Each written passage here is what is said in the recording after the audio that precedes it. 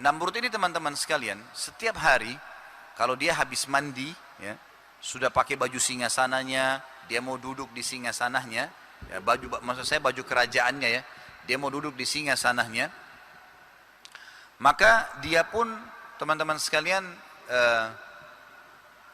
mengangkat hijab, dia taruh seperti gorden yang besar, kain besar antara dia dengan orang-orang di sekitarnya. Jadi ada dayang-dayangnya, perdana menterinya, istri anaknya pun sama.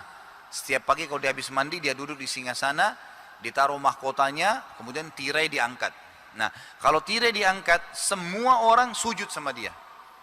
Lalu berkata, wahai Tuhan Namrud, dipuji-pujilah.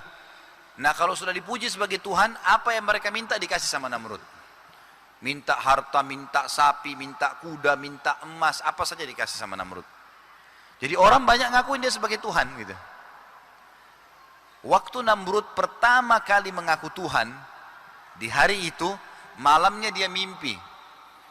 Dia mimpi teman-teman sekalian, dia lihat seluruh wilayah kekuasaannya terbakar dengan api.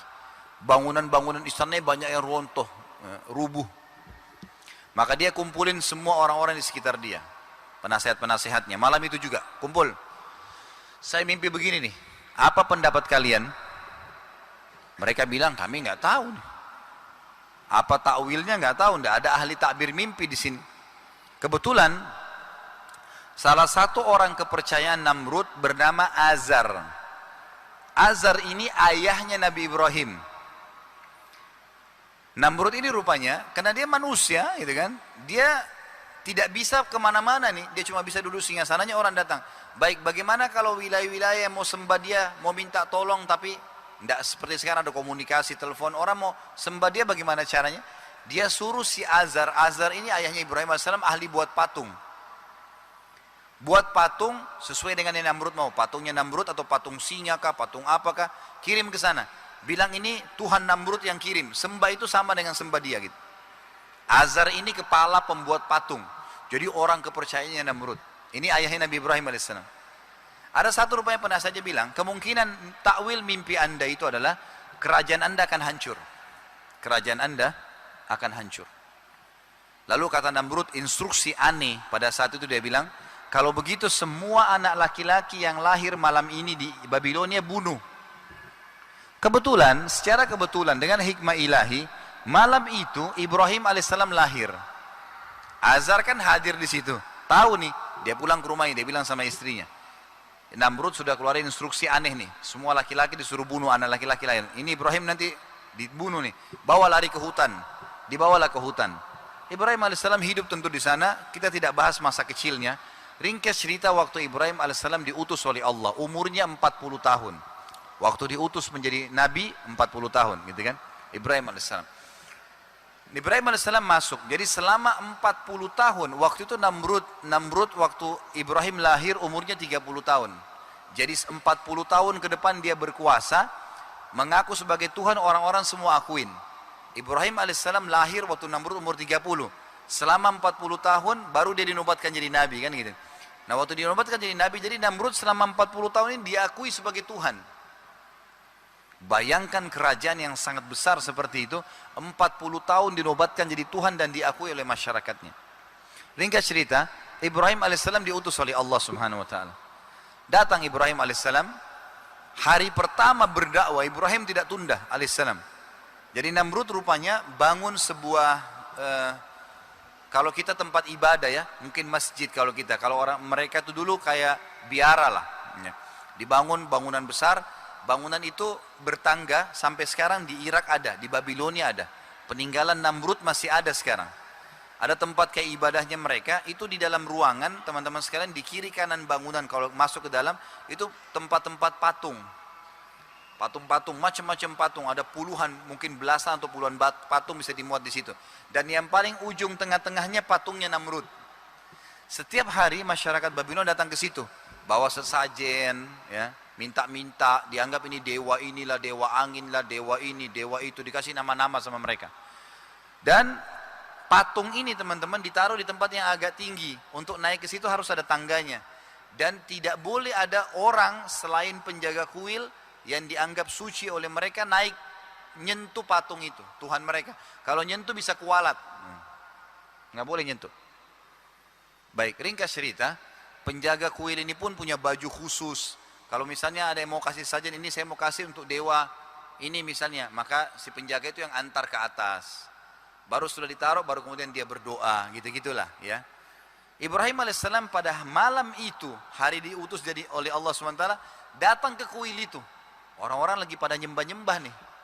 Ibrahim alaihissalam bajunya biasa, bukan baju penjaga kuil, naik ke tangga tadi. Terus didatangi sama Ibrahim patung pertama. Orang semua pada ngelirik, karena ini bukan pengurus kuil. Ibrahim tidak dikenal, karena selama ini bukan di Babilonia, dia di luar Babilonia kan. Kan dia dibawa di hutan waktu dia masih kecil gitu kan. Jadi kisah Nabi Ibrahim AS yang dia lihat bulan, dia bilang ini Tuhanku, matahari. Dalam Al-Quran, itu di hutan tuh. Gitu kan. Di hutan, dia mencari tahu mengenal Allah Subhanahu Wa Taala. Ringkas cerita, Ibrahim AS naik, orang semua jadi hening, berhenti beribadah. Terus tiba-tiba mata mereka ke arah Ibrahim. Ibrahim AS lihat sesajen di situ ada, diambil sama dia. Lalu diangkat sama dia. Dalam beberapa athar disebutkan Ibrahim sempat menggigit sebuah apel. Gitu. Dia nggak makan. Jadi selama ini sesajen, jangankan disentuh ya, ngantar sendiri bisa kualat ke patung. Apalagi nyentuh. Ibrahim alaihissalam makan. Lalu Ibrahim, dia tidak telan, dia cuma makan lalu dia bilang, wahai yang dianggap Tuhan oleh masyarakat Babilonia. Dia aja ngomong tuh patung. Apa kau tidak marah saya ambil sesajenmu? Tentu patung tidak ada nyaut. Patung mau bicara apa? Nggak mungkin. Diulangi sama dia, wahai yang dianggap Tuhan oleh masyarakat Babilonia, apa kau tidak marah saya ambil sesajenmu? Sama saja, patung pasti nggak ada suaranya. 3 kali sama. Apa yang terjadi teman-teman sekalian?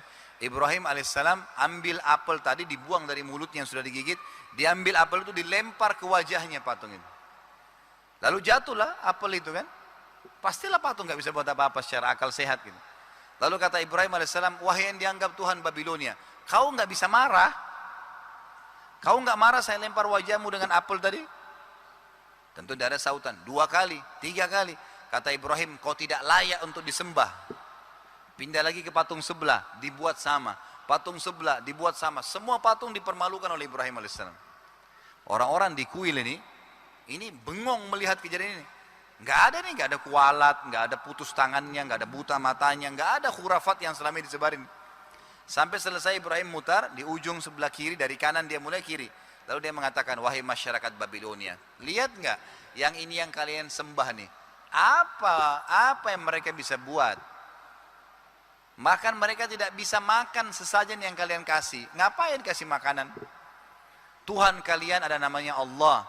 Ikutilah saya karena saya utusannya, saya akan pandu kalian ke Allah itu. Orang-orang pada diam. Sempat ada yang bilang, bubar aja bubar, ini Ibrahim orang gila nih.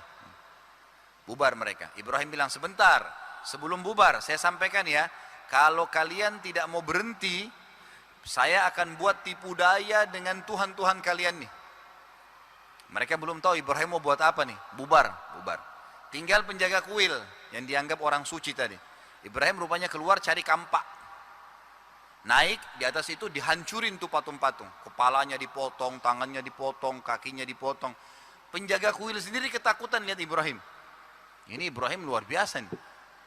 Tidak takut kualat, ini kualat. Dan ini keyakinan 40 tahun. Bukan baru gitu. Semua dihancurin sama Ibrahim alaihissalam, sudah berantakan tuh tempat. Lalu yang ditinggalkan oleh Ibrahim patungnya Namrud yang paling besar. Oleh Ibrahim diambil tuh kepala-kepala patung, ditaruh di patungnya Namrud. Terus kampaknya ditaruh di tangannya patung Namrud. Udah, Ibrahim tinggalin tuh. Besok pagi orang Babilonia mau nyembah. Seperti biasa, berantakan semua di tempat ibadahnya mereka. Mereka bilang, dalam Al-Quran diceritakan, siapa yang membuat ini pada Tuhan-Tuhan kami? Kata penjaga kuil, tuh yang tadi malam namanya Ibrahim tuh. Panggil. Datang Ibrahim alaihissalam. Apa kau lakukan ini Ibrahim pada Tuhan-Tuhan kami? Kata Ibrahim, kok tanya saya? Yang pegang kampak siapa? Kan kampak ada di situ tuh, yang besar. Tanya kalau dia bisa ngomong. Gitu. Maka Allah bilang kembali ke diri mereka. Kayaknya memang kita yang salah nih. Gitu kan. Mereka bilang gitu. Tapi rupanya ada satu orang situ, nggak mau. Fanatik buta. Enggak, kita harus lapor kepada Tuhan terbesar nih, Namrud. Gitu. Kata Ibrahim, nggak usah lapor, saya ke sana. Waktu itu kebetulan pagi hari kan, Namrud lagi kayak tadi, lagi pakai baju singgasananya, orang bondong-bondong masuk yang punya hajat, Ibrahim ikut tuh sama orang-orang. Begitu tirai diangkat, orang semua sujud kepada Namrud. Ibrahim nggak sujud, berdiri sendiri. Ini baru pertama kali 40 tahun ada orang tidak sujud pada Namrud. Baru ini. Namrud tanya, siapa kamu ini? Berani benar nggak sujud dengan saya? Ibrahim seorang nabi. Memang tugasnya membatalkan kekafiran itu. Kata Ibrahim apa? Dia tidak panggil Tuhan, tidak panggil raja apalagi Tuhan gitu. Kata Ibrahim, wahai Namrud. Dipanggil Namrud. Begitu dipanggil wahai Namrud, orang yang lagi sujud ini berdiri semua. Orang panggil nama Namrud siapa nih? Gitu. Belum pernah. Ini panggil Tuhan, panggil raja, panggil-panggilan terhormat. Wahai Namrud, dari mana kau ngaku Tuhan? Kau ini manusia biasa seperti saya. Kamu punya dua mata, saya punya dua mata. Kamu punya dua tangan, saya punya dua tangan. Kamu punya dua kaki, saya punya dua kaki. Apa bedanya dengan saya? Kamu juga sama dengan saya, lahir dari rahim seorang ibu, bayi, anak-anak, remaja, tua kayak kamu sekarang. Kamu juga akan mati. Seperti manusia lainnya. Kamu lapar, kamu haus, kamu juga tidur kalau kamu capek. Dari mana kamu ngaku Tuhan? Tuhanku dan Tuhanmu ada namanya Allah. Allah itu menghidupkan dan mematikan. Rupanya Namrud ini terpukul sebenarnya. Belum pernah ada orang bilang seperti ini. Dan ini luar biasa, kurang ajar bagi dia ya. Di istanahnya, di depan orang-orang semua dipermalukan. Tapi Namrud nggak mau perlihatkan emosinya. Diredam sama dia. Dia bilang, wahai Ibrahim, kalau Tuhanmu kau bilang itu menghidupkan dan mematikan, saya juga bisa. Mau bukti? Kata Ibrahim, tentu saja. Namrud pakai akal-akal manusianya nih. Dia bilang sama prajuritnya di depan pintu, tangkap dua orang yang lewat depan istana. Siapa saja, lewat dua laki-laki ditangkap. Lalu yang satu oleh Namrud disuruh bunuh, yang satu disuruh pergi. Dikasih apa saja yang dia mau. Kata Namrud, lihat, saya juga mematikan dan menghidupkan. Tentu ini kebodohan ya. Kenapa kebodohan? Karena orang yang disuruh pergi sudah hidup sebelumnya. Jadi dia menipu diri dia sendiri sebenarnya. Jibril alaihissalam datang waktu itu menyampaikan kepada Ibrahim, wahai Ibrahim, ini orang, ini keras kepala. Kalau kau cuma kasih contoh-contoh di dunia, di bumi, dia akan cari alasan. Tantang dia di langit. Baik, kata Ibrahim alaihissalam, baiklah. Wahai Namrud, Tuhanku dan Tuhanmu Allah setiap hari menerbitkan matahari dari timur, menerbenamkannya di barat. Apa kau bisa? Apa Namrud mau bilang kira-kira? Contoh apa yang dia bisa lawan matahari terbit dan terbenam? Maka kata Allah, fabuhital ladzi kafar, maka orang kafir itu jadi terdiam. Emosinya naik nih, dia bilang penjarakan Ibrahim nih, penjarain. Bubar semua orang, bubar. Lalu Namrud kumpul nih sama orang-orang penasihat-penasihatnya. Ini Ibrahim ini luar biasa nih, membantah ketuhanan saya nih. Ini kalau dibiarin bahaya. Saya mau bunuh Ibrahim, tapi saya nggak mau mati biasa, kata Namrud. Saya mau mati yang luar biasa, yang spektakuler, yang tidak ada lagi orang seperti Ibrahim. Kalau penggal orang, tusuk, potong tangannya udah biasa itu Namrud. Dia udah biasa bunuh begini. Saya mau bunuh yang luar biasa, yang orang semua ketakutan. Musyawarah sehari, 2 hari, setelah sepekan bermusyawarah teman-teman, baru muncul ide membakar. Bakar Ibrahim. Bakar ini mati yang paling menyakitkan. Jadi kalau dibakar, dari pertama dibakar sampai dia mati, kesakitan terus kan. Nah ini mati yang spektakuler. Kata Namrud, baik, buat api yang belum pernah masyarakat Babilonia lihat. Keluarin semua biaya, kerahkan tenaga, dibuatlah api besar. Api ini teman-teman, dalam beberapa asar disebutkan, itu sebesar setinggi istananya Namrud. Sekitar 20-30 meter istana, sangat tinggi, besar. Api sebesar itu, kalau api sebesar bangunan masjid ini luar biasa. Untuk bakar satu orang. Untuk bakar satu orang, 1 kali 2 meter ruangan sudah hangus orang itu kan. Ini enggak, karena bencinya dia. Biaya dikerahkan, dikeluarkan, tenaga dikerahkan, buat api yang luar biasa. Sampai sekarang di Babilonia di Irak masih ada diperkirakan itu bekas tungkuhannya Namrud. Besar. Jadi agak tinggi supaya orang dari jauh lihat daru apinya di atas besar gitu. Dibakarlah, dikerahkan semua. Dan perlu teman-teman tahu, Allah Azza wa Jalla sebagai sang pencipta selalu membiarkan orang-orang kafir ini melakukan upayanya maksimal, nanti Allah batalkan dengan hal yang kecil sekali. Sudah dia usaha cepat setengah mati, nanti yang kecil membatalin semua itu. Yang terjadi adalah setelah api terbakar sampai dalam beberapa athar yang lain. Athar ini maksudnya riwayat ya. Ada riwayat yang menjelaskan kalau burung lewat di atas api itu langsung hangus. Karena panasnya gitu, besarnya. Ibrahim alaihissalam dikeluarkan lalu dibuka bajunya. Kata Namrud, buka bajunya. Saya ingin dia merasakan setiap kulitnya itu merasakan panas.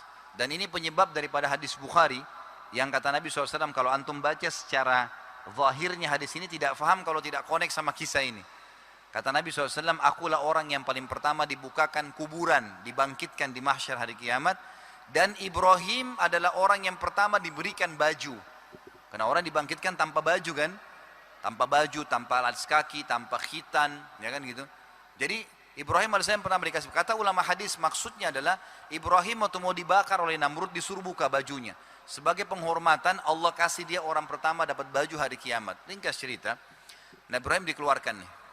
Waktu Ibrahim dikeluarkan dan akan dilempar pakai katapel yang besar sekali mau dilempar ke dalam api supaya orang lihat. Ibrahim alaihissalam pada saat itu didatangi oleh Jibril. Dalam beberapa riwayat disebutkan didatangi oleh Jibril dan Jibril berkata, wahai Ibrahim, Allah telah mengutus saya untuk kau minta tolong apa saja. Apa saja. Kau suruh saya bunuh Namrud, saya bunuh Namrud. Kau suruh saya padamkan api, saya padamin api. Perintah apa saja.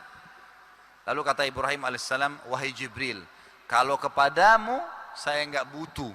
Kalau kepada Allah saya butuh. Sampai Allah memuji Ibrahim dalam firman-Nya, Inna Ibrahim kana ummah. Ibrahim itu satu orang tapi seperti satu umat keyakinannya tentang Allah SWT. Luar biasa. Jibril ditolak sama dia. Lalu sementara dilempar, Jibril pergi dilemparlah ke api.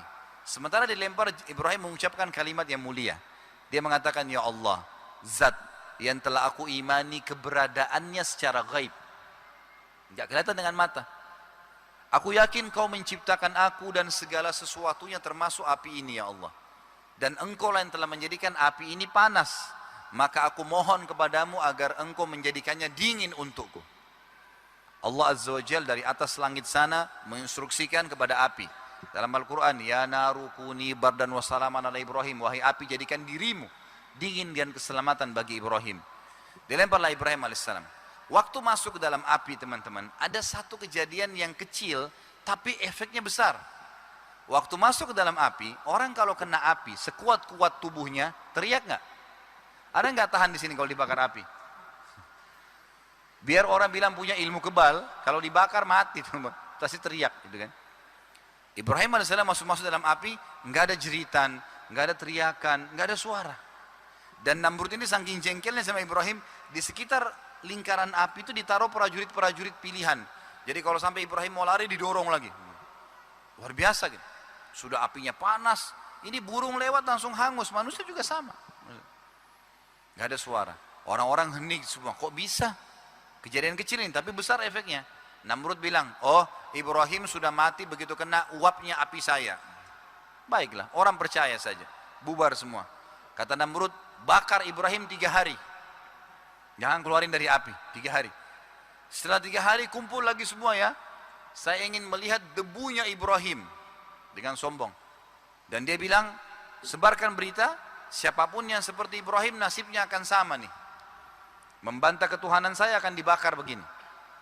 Baik. 3 hari Namrud makan, minum, pesta-pesta, mabuk-mabuk. Orang bebas datang ke istananya, makan-makan. Pokoknya Ibrahim sudah mati yang bantah ketuhanannya. Dan orang makin yakin dia Tuhan selama 3 hari itu. Ringkas cerita teman-teman, setelah 3 hari kumpul lagi semuanya, Namrud di situ, jutaan pasang mata menyaksikan. Kata Namrud, padamkan api, saya mau lihat debunya Ibrahim. Mereka kaget, waktu dipadamkan api, Ibrahim alaihissalam ada duduk di tengah-tengah tungkuhan api mereka. Waktu itu kan karena agak jauh, orang-orang bingung, ini Ibrahim masih hidupkah? Hangus berdudukkah? Tidak terlalu jelas gitu kan. Lalu Namrud waktu itu, dia coba melihat dari jauh, kayaknya masih utuh nih Ibrahim. Dan datang instruksi waktu itu kepada Ibrahim alaihissalam dari Jibril, dari Allah SWT, wahai Ibrahim, Tuhanmu suruh kau berdiri pulang ke rumah, nggak buat apa-apa, itu saja.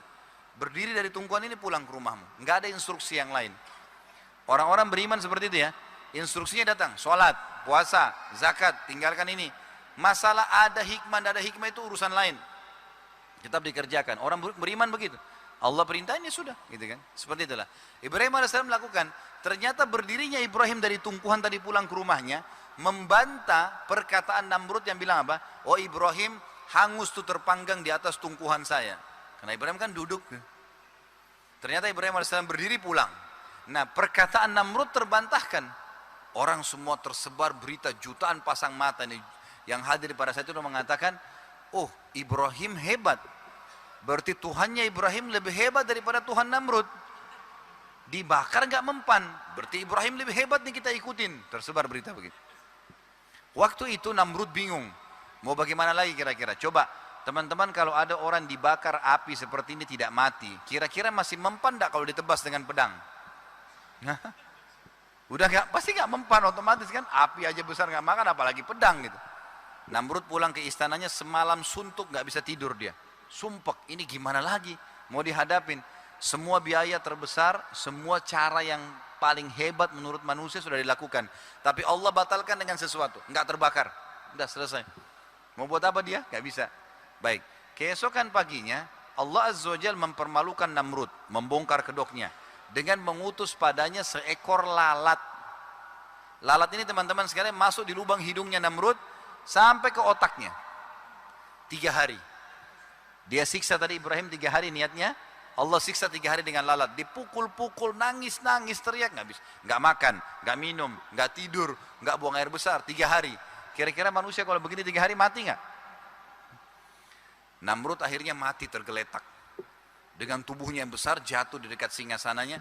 Dengan hikmah Allah, orang-orang yang paling percaya dia sebagai Tuhan, orang sekitarnya datang dekatin. Lalatnya keluar.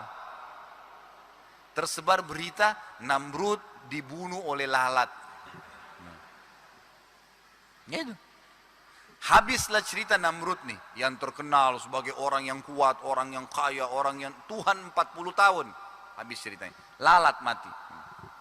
Dan kita lihat ini ceritanya tentu teman-teman ada dalam Al-Qur'an ya.